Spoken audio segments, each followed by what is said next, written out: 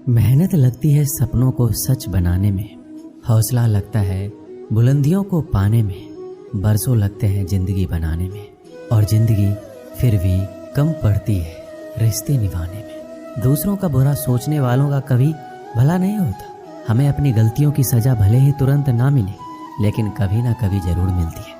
कठिन परिस्थितियां व्यक्ति के जीवन का अभिन्न अंग है, इसलिए परिस्थितियां व्यक्ति के नियंत्रण में हो ही नहीं सकती। महत्वपूर्ण ये है कि व्यक्ति किस तरह से अपने विवेक से उस समस्या का हल निकालता है।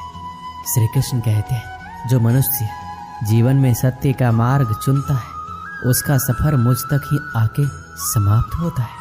सफलता का कोई मंत्र नहीं है, यह सिर्फ मेहनत और लगन का फल होता है। कोशिश करें कि जीवन का हर पल अच्छा गुजरे, क्योंकि जीवन अधिक समय के लिए नहीं रहता है, परंतु अच्छी यादें हमेशा जिंदा रहती है। इस संसार में देखने के लिए बहुत सारे खूबसूरत स्थान हैं, पर सबसे खूबसूरत जगह है बंद आंखों से अपने भीतर देखना। शब्दों के दांत नहीं होते, परंतु शब्द जब काटते हैं तो दर्द बहुत होता है। कभी कभी घाव इतने गहरे हो जाते कि जीवन समाप्त हो जाता है, परंतु घाव नहीं भरते। श्री कृष्ण कहते हैं, जिंदगी में ठहराव का सुख तभी मिलता है जब आप जी भर के भटक लिए हैं इस जमाने में। जो मनुष्य मन को अपने बस में नहीं करता, उनको ये मन विनाश की ओर ले जाता है। जिसने भी गीता के वचनों को अपने जीवन में उतारा है, उसने ही अपने जीवन को सुधारा है। जिस इंसान के मन में श्रद्धा और आशाएं होती है, वो जिंदगी की हर परिस्थिति में जीतता है। तरकस से तीर निकालने वाला हर योद्धा महान नहीं होता, और इस संसार में अर्जुन जैसा धनुर्धर नहीं होता। जब न्याय का फैसला सत्य के पक्ष में ना हो, तो शस्त्र उठाना आवश्यक हो जाता है। आपके द्वारा किया जाने वाला व्यवहार ये दिखाता है कि आपको संस्कार कैसे मिले। कोई भी इंसान जन्म से नहीं बल्कि अपने कर्मों से महान बनता है। मेरा तेरा छोटा बड़ा अपना पराया मन से मिटा दो, फिर सब तुम्हारा है और तुम सबके हो। श्री कृष्ण अर्जुन से कहते हैं, हे अर्जुन, शरीर त्यागते समय मनुष्य जिस जिस भाव का स्मरण करता है, वह उस भाव को निश्चित रूप से प्राप्त होता है। यदि कोई प्रेम तथा भक्ति पूर्वक मुझे पत्र पुष्प फल या जल प्रदान करता है, तो मैं उसे स्वीकार करता हूँ। जो सुख दुख में भय तथा चिंता में संभाव रहता है, वह मुझे अत्यंत प्रिय है। श्री कृष्ण कहते हैं, तुम्हारा क्या गया जो तुम रो रहे हो? तुम क्या लाए थे जो तुमने खो दिया? तुमने क्या पैदा किया जो नष्ट हो गया है? तुमने जो लिया यहीं से लिया, जो दिया यहीं पर दिया। जो आज तुम्हारा है वो कल किसी और का होगा, क्योंकि परिवर्तन ही संसार का नियम है। जीवन ना तो अतीत में है, ना ही भविष्य में, जीवन तो वर्तमान में है। किसी को हराना अहंकार है, लेकिन खुद को उससे बेहतर बनाना संस्कार है। इंतजार तो मुझे उस ऋतु का है जिसमें पानी नहीं तेरा प्यार बरसे। झूठ का कोई भविष्य नहीं, वो आपका आज शायद सुखद करे, पर कल तो बिल्कुल नहीं। हमेशा सत्य और धर्म के पक्ष के साथ खड़े रहें, भले ही आपको अकेले क्यों न रहना पड़े। श्री कृष्ण कहते हैं, गलतियां कीजिए, वो तो सबसे होती है, पर कभी किसी के साथ गलत ना कीजिए। जहां तेरे अपने तेरा हाथ छोड़ेंगे, वहां मैं तेरा हाथ थाम लूंगा। कर्म भूमि की दुनिया में शर्म सभी को करना है। भगवान सिर्फ लकीरें देता है, रंग हमें ही भरना है। कोई भरोसा तोड़े तो उसका भी धन्यवाद कीजिए, क्योंकि वो हमें सिखाता है कि भरोसा बहुत सोच समझकर करना चाहिए। तुम सच का साथ दो, मैं तुम्हारा साथ दूंगा। मनुष्य अपने विचारों से ऊंचाइयां भी छू सकता है और खुद को गिरा भी सकता है, क्योंकि हर व्यक्ति खुद का मित्र भी होता है और शत्रु भी। जब तक आप जीवन में स्वयं को चुनौती नहीं देते, तब तक आप नहीं जान सकेंगे कि आप में कितनी क्षमता है। श्री कृष्ण कहते हैं, पंछी अपने बच्चों को सुरक्षित जीवन और घोंसला बनाकर नहीं देते, वह उन्हें उड़ने की कला और लड़ने का हौसला देकर आसमान के लिए छोड़ देते हैं। क्रोध से भ्रम पैदा होता है, भ्रम से बुद्धि व्यग्र होती है। जब बुद्धि व्यग्र होती है, तब तर्क नष्ट हो जाता है। जब तर्क नष्ट होता है, तब व्यक्ति का पतन हो जाता है। जन्म लेने वाले के लिए मृत्यु उतनी ही निश्चित है जितना कि मृत होने वालों के लिए जन्म लेना। इसलिए जो अपरिहार्य है उस पर शोक मत करो। मनुष्य अपने विश्वास से निर्मित होता है, वो जैसा विश्वास करता है वैसा बन जाता है। अपने अनिवार्य कार्य करो, क्योंकि वास्तव में कार्य करना निष्क्रियता से बेहतर है। भाग्य के भरोसे केवल वही लोग बैठे रहते हैं जो जीवन में कुछ करने के लिए अंदर से प्रेरित नहीं होते। जो चीज हमारे दायरे से बाहर हो उसमें समय गंवाना मूर्खता ही होगी। श्रेष्ठ बनना भी एक महानता है, क्योंकि समाज में लोग श्रेष्ठ पुरुषों का ही अनुसरण करते हैं। सम्मानित व्यक्ति के लिए अपमान मृत्यु से भी बदतर होती है। इस जीवन में कुछ भी व्यर्थ नहीं होता है। बुद्धिमान व्यक्ति ईश्वर के सिवा और किसी पर निर्भर नहीं रहता। श्री कृष्ण कहते हैं, समय से पहले और भाग्य से अधिक कभी किसी को कुछ नहीं मिलता है। जो व्यवहार आपको दूसरों से पसंद ना हो, ऐसा व्यवहार आप दूसरों के साथ भी ना करें। जब जब इस धरती पर पाप, अहंकार और अधर्म बढ़ेगा तो उसका विनाश कर पुनः धर्म की स्थापना करने हेतु मैं अवश्य अवतार लूँगा। मैं भूतकाल, वर्तमान और भविष्य काल के सभी जीवों को जानता हूँ, लेकिन वास्तविकता में कोई मुझे नहीं जानता। केवल व्यक्ति का मन ही किसी का मित्र और शत्रु होता है। श्री कृष्ण कहते हैं, जो मुझे सर्वत्र देखता है और सब कुछ मुझ में देखता है, उसके लिए ना मैं कभी अदृश्य होता हूँ और ना वह मेरे लिए कभी अदृश्य होता है। भगवान कहते हैं कि तुम मेरी ओर देखोगे तो मैं भी तुम्हारी ओर देखूंगा। तुम जिस भाव से मुझे याद करोगे उसी भाव से मैं तुम्हारे पास आऊँगा। बदला लेने के लिए मत सोचो, आराम से बैठो। जिन लोगों ने आपके साथ बुरा किया है, अंत में उनके साथ भी बुरा ही होगा। इस दुनिया में जुनून जैसी कोई आँख नहीं है, मूर्खता जैसी कोई जाल नहीं है, नफरत जैसा कोई दरिंदा नहीं है और लालच जैसी कोई धार नहीं है। प्रसन्नता का कोई मार्ग नहीं है, बल्कि प्रसन्नता ही एक मार्ग है। अगर आप सही दिशा में हैं तो चिंता मत कीजिए, बल्कि उस दिशा में चलते रहिए। ऐसा करने से अवश्य ही आप अपने लक्ष्य को प्राप्त कर लेंगे। इस पूरी दुनिया में सबसे ज़्यादा कीमती है समय, इसलिए इसे बर्बाद ना करें, नहीं तो अंत में आपको पछतावे के अलावा कुछ नहीं मिलेगा। ज़िंदगी में अपनी तुलना किसी से मत करो। जैसे चांद और सूरज की तुलना नहीं की जा सकती, क्योंकि दोनों ही अपने अपने वक्त पर ही चमकते हैं। यदि किसी काम को करने में डर लगे तो याद रखना, डर संकेत है क्या आपका काम वाकई में बहादुरी से भरा है। ख्वाब जिनके ऊंचे और मस्त होते हैं, इम्तिहान भी उनके ज़बरदस्त होते हैं। हौसले भी उनके कई बार पस्त होते हैं, लेकिन जुनून में मदमस्त होते हैं। उन्हें छोड़ देना उचित है जो आपके होने का मूल्य नहीं जानते। यदि जगत में प्रत्येक कार्य मनुष्य द्वारा संभव होता तो मेरा अस्तित्व ही नहीं होता। जहाँ से तुम्हारे रत्नों का अंत होता है, वहीं से मेरा अर्थात ईश्वर का कार्य प्रारंभ होता है। बच्चा क्या खाएगा, क्या पिएगा, क्या पहनेगा, इसका ध्यान बच्चा नहीं उसकी माँ रखती है।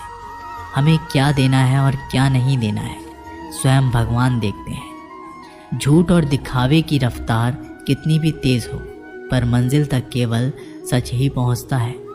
लोग रंग बदलते हैं, मुरली वाला वक्त बदल देता है। मन एक सुंदर सेवक और खतरनाक स्वामी है।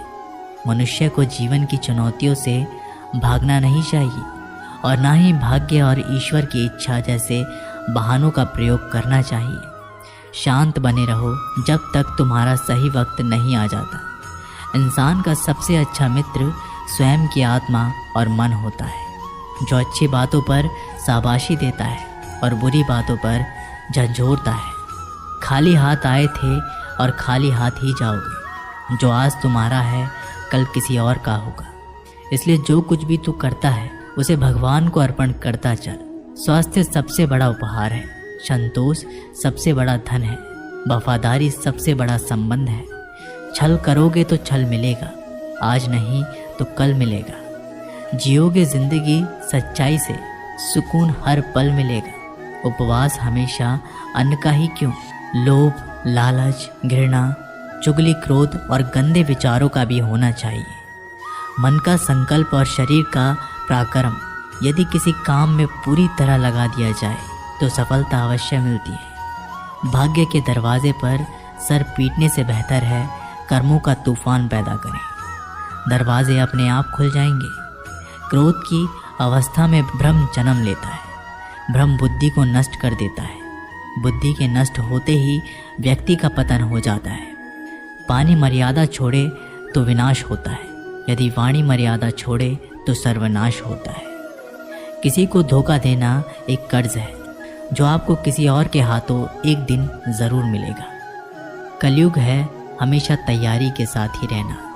मौसम और इंसान कब बदल जाए इसका कोई भरोसा नहीं। एक समय की बात है, एक गांव में एक व्यक्ति रहता था जो अपने जीवन को लेकर बहुत चिंतित रहता था। उसे लगता था कि उसके जीवन में एक बड़ा बदलाव आना चाहिए जिससे उसे जीवन में किसी भी तरह की परेशानी ना रहे, उसके पास खूब धन हो और उसकी खूब प्रसिद्धि हो, वह जहाँ जाए उसे सम्मान मिले। परंतु उसके जीवन में कुछ भी नहीं बदल रहा था क्योंकि वह कुछ करने की जगह बस सही समय का इंतजार कर रहा था और समय उसके कुछ करने का इंतजार कर रहा था। उसकी इसी आदत के कारण उसका मन दुखी रहने लगा। उसके मन में नकारात्मक विचारों का वास होने लगा। उसे हर चीज में कमी नजर आने लगी। जब भी वह कुछ करने का मन बनाता तो अचानक उसके मन में विचार आता कि शायद ये काम सही ढंग से नहीं हो पाएगा। उसे लगने लगा शायद वह कुछ करने के लायक ही नहीं है। इसका परिणाम ये हुआ कि उसका जीवन पहले से भी दुखमय हो गया। उसे समझ नहीं आ रहा था कि वह इस परिस्थिति से बाहर कैसे निकले, कैसे वह कोई ऐसा काम करे जिससे वह सफल हो सके। दिन बीतते जा रहे थे लेकिन उसे अपनी समस्या का कोई समाधान नहीं मिल रहा था। उसी दौरान उनके गांव में एक साधु आए जिनकी प्रसिद्धि दूर दूर तक थी। सब ऐसा कहते थे कि उनके पास हर समस्या का हल मिल जाता है। जब उस व्यक्ति ने सुना कि साधु उसके गांव में आए हैं तो वह बिना कुछ सोचे समझे अपनी समस्या लेकर तुरंत उससे मिलने चला गया। साधु को प्रणाम कर अपनी समस्या बताई। उसने बताया कि वह अपने जीवन में बदलाव चाहता है परंतु उसे कोई सही राह नहीं मिल रही। इसी कारण उसके मन में नकारात्मक विचार आते रहते। दुख हमेशा उसे घेरे रहता है। कोई काम करने जाता है तो मन में उसकी विफलता का विचार पहले ही आ जाता है। बताइए मैं ऐसा क्या करूं कि मैं एक सुखद जीवन जी सकूं। साधु ने पूरी बात सुनी और उस व्यक्ति को दूसरे दिन सूर्योदय के समय आने के लिए कहा। दूसरे दिन वह व्यक्ति उस साधु के पास जा पहुंचा। साधु पाठ पूजा के बाद सैर करने के लिए निकलने वाले थे। उन्होंने उस व्यक्ति को साथ चलने के लिए कहा। चलते चलते वो एक खेत के पास पहुंचे। गेहूं की फसल की तरफ इशारा करते हुए साधु ने पूछा, क्या तुम बता सकते हो इस खेत में ये फसल कैसी उगी होगी? उस व्यक्ति ने पूरी प्रक्रिया देते हुए उत्तर दिया, पहले खेत को जोता गया होगा, फिर उसमें बीज डाला गया होगा, उसके बाद समय समय पर पानी दिया गया होगा, तभी ये फसल उगी होगी। थोड़ा आगे और चलने पर उन्होंने देखा एक खेत में घास ही घास थी। एक बार फिर साधु ने उस व्यक्ति से पूछा, क्या तुम बता सकते हो इस खेत में ये घास किसने उगाई होगी? महाराज, घास कौन उगाता है? ये तो अपने आप उग जाती है। जब खेत में किसी और चीज का बीज नहीं डाला जाएगा तो घास ही उगेगी। उस व्यक्ति ने एक बार फिर से साधु के प्रश्न का उत्तर दिया। तुम्हारे इन्हीं उत्तरों में तुम्हारी समस्या का हल छुपा है। साधु ने इस व्यक्ति को समझाना शुरू किया। मानव भी एक खेत की तरह ही होता है। इसमें तुम जो भी बीज डालोगे तुम्हें वही फसल मिलेगी। अगर तुम इस पर काम करते रहोगे, इसमें सकारात्मकता के बीज बोते रहोगे तो ये तुम्हें सफलता की ओर बढ़ाएगा। और यदि तुम अपने भविष्य की चिंता में वर्तमान का समय भी नष्ट करोगे तो दिमाग में नकारात्मकता की वृद्धि होगी। बदलाव तभी संभव है जब हम व्यर्थ की चिंता को छोड़कर और सही समय की प्रतीक्षा ना करते हुए अपने वर्तमान में ही वो काम करें जो हमें करना है। उस व्यक्ति को ये बात समझ में आ गई कि अगर मन को सही दिशा में लगाना है तो उसे सही दिशा की तरफ बढ़ाना होगा। मन रूपी खेत का सही प्रयोग ही जीवन में बदलाव ला सकता है। इसे खाली छोड़ देने से इस पर आलस और नकारात्मकता अपना सत्ता जमा लेते हैं। मन के कहे पर मत चलिए बल्कि मन को अपने कहने पर चलाइए। एक बड़ी इमारत बनने की शुरुआत ईंट रखने से ही होती है और उस ईंट की तरह अपनी छोटी छोटी कोशिशों को जोड़कर आप एक बड़ा मुकाम हासिल कर सकते हैं। जरूरत है बस उस शुरुआत की। पहाड़ की ऊंचाई आपको कभी आगे बढ़ने से नहीं रोकती, बल्कि आपके जूते में पड़े कंकड़ आपको आगे बढ़ने से रोकते हैं। निकाल फेंको उस कंकड़ को। सिर्फ मरी हुई मछली पानी का बहाव चलाती है। जिस मछली में जान होती है वो अपना रास्ता खुद बनाती है। अपने हौसलों को ये मत बताओ कि तुम्हारी परेशानी कितनी बड़ी है। अपनी परेशानी को बताओ तुम्हारे हौसले कितने बड़े हैं। सफल वो नहीं जो अपने दुश्मनों पर विजय प्राप्त करे, बल्कि सफल तो वो है जो अपनी इच्छाओं पर भी विजय प्राप्त करता है। अगर केवल इसलिए आपने अपने सपनों पर काम करना बंद कर दिया है क्योंकि किसी को लगता है कि आप उसे नहीं कर सकते हैं, तो वो आपका सपना नहीं है, वो आपकी बस एक छोटी सी इच्छा है। जो लोग आपको नज़दीक से नहीं जानते उनकी बातों को दिल पर मत लगाओ। आगे बढ़ो और कुछ करके दिखाओ। ज़िंदगी में अच्छे लोगों की तलाश मत करो, बल्कि खुद अच्छे बन जाओ। आपसे मिलकर शायद किसी की तलाश पूरी हो जाए। यदि आप उड़ नहीं सकते तो दौड़ो, यदि आप दौड़ नहीं सकते तो चलो, अगर चल नहीं सकते तो रेंगो, लेकिन हमेशा आगे बढ़ते रहो। एक बार गुरु ने अपने शिष्यों से पूछा, क्या आप जानते हैं हमारे अंदर एक बड़ा युद्ध निरंतर चलता रहता है। जब सारे शिष्य चुप रहे तब गुरुजी बोले, वास्तव में सबसे बड़ी लड़ाई हमारे अंदर दो भेड़ियों की है। एक काला भेड़िया जो क्रोध, ईर्ष्या, अहंकार, दुख, गलानी, लालच, चोरी, झूठ की भाषा बोलता है। दूसरा सफ़ेद भेड़िया जो आनंद, प्रेम, दया, विचार और सद्भावना की भाषा बोलता है। इसी लड़ाई के शोर में हम पहले से मौजूद मन की शांति भूलकर उसे कहीं और ढूंढने की कोशिश करते हैं। गुरु ने कहा है, हम में से कोई भी इस लड़ाई के शोर से नहीं बचा। ये लड़ाई मेरे अंदर भी चलती है और आपके अंदर भी। शिष्यों ने गुरु की बात ध्यान से सुनी और पूछा, गुरुजी, तो इस लड़ाई में जीत किसकी होगी? गुरुजी ने कहा, वही भेड़िया जीतेगा जिसे तुम खाना दोगे। खाना देने का मतलब है हमारे पास शक्ति है ध्यान देने की। हम जिस भेड़िए की बातों पर ध्यान देंगे वो बड़ा और ताकतवर होता जाएगा।